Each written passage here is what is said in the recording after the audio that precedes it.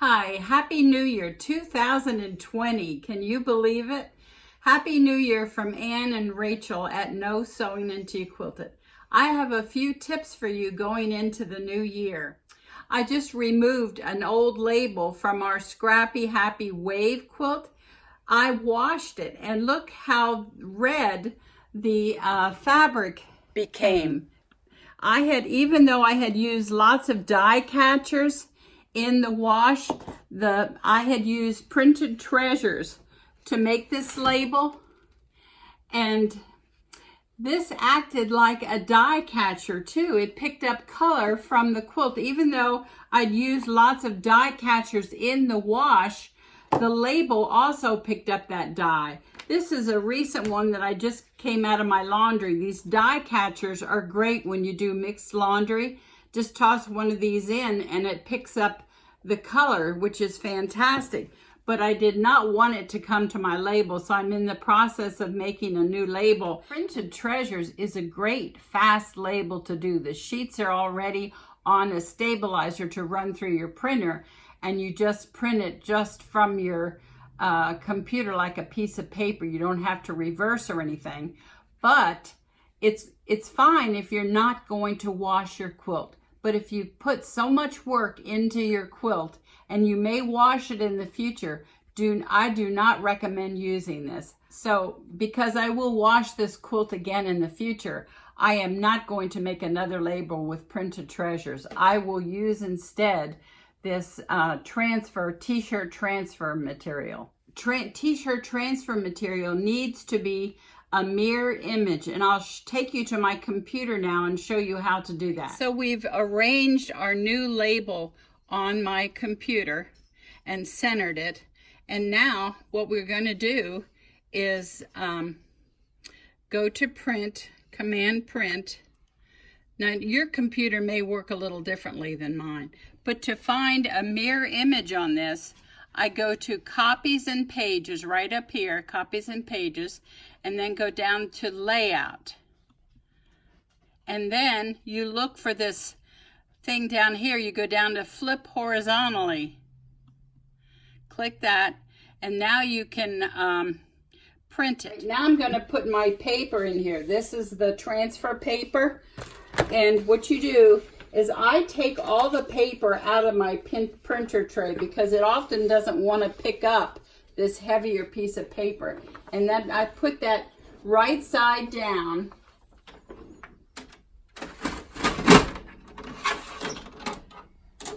And now I'm going to hit print.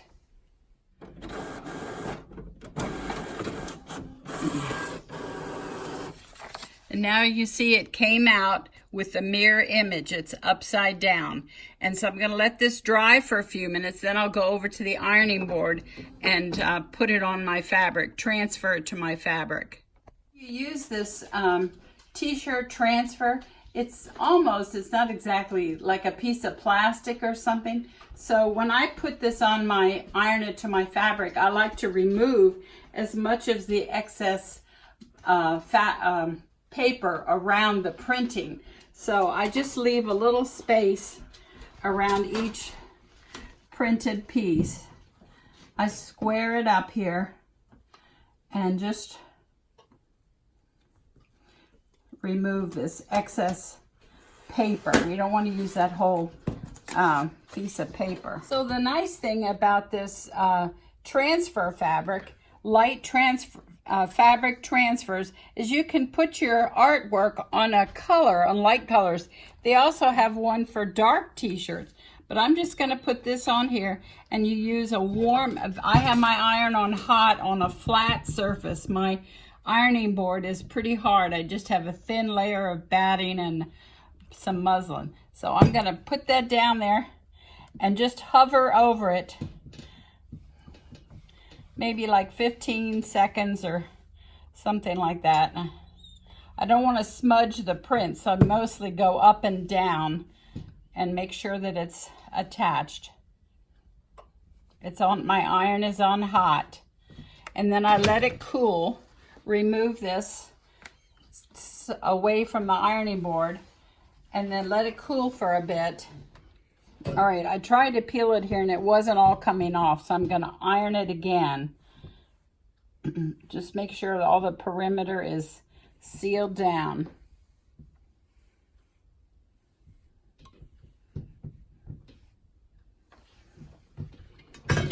Let it cool for a bit.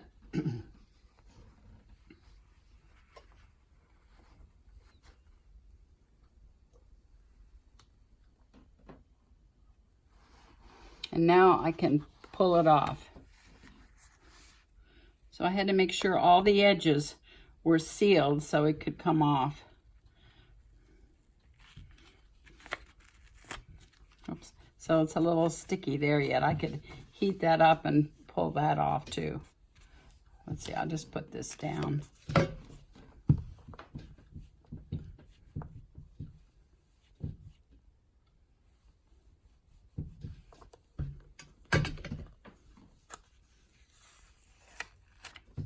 So we've decided that we needed to make the label, the print, or the font a little larger. So we've done that again, and I want to show you how to use this leftover piece of paper from the first one. So we just take a regular size piece of typing paper and tape it on here so it will go through the printer. And you put that, you'll have to put right sides up here, and I'm just gonna put it like right there. And I'm going to put a couple pieces of tape there.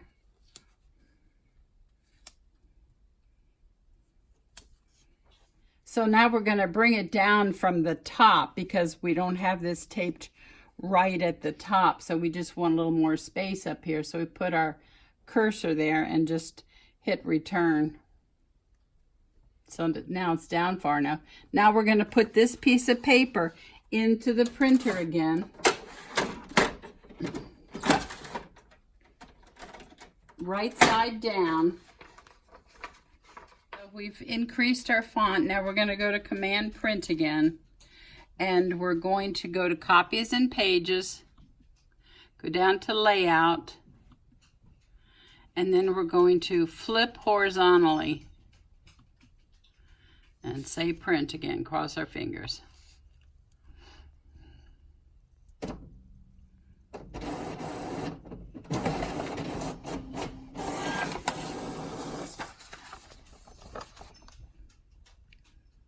All right, so here we have the larger font, which is better to read, especially after a quilt's been, or a label's been on a quilt for a while and has been washed several times. Here I've made a new label, sewed my borders on, but another tip I want to show you, I just use glue stick for so many things.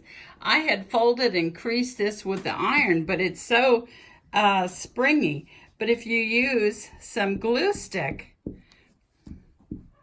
you can just fold this up and it'll stay in place. Then you just pin it to the quilt. Isn't that nice how it lays nice and flat?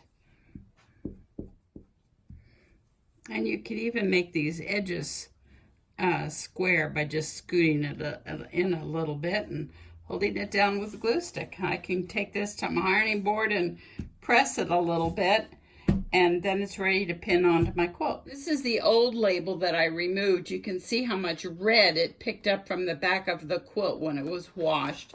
And this is the new label that we made, and it will wash fine and stay nice and bright. My favorite discovery of last year was to find this little hummingbird, which is a needle threader.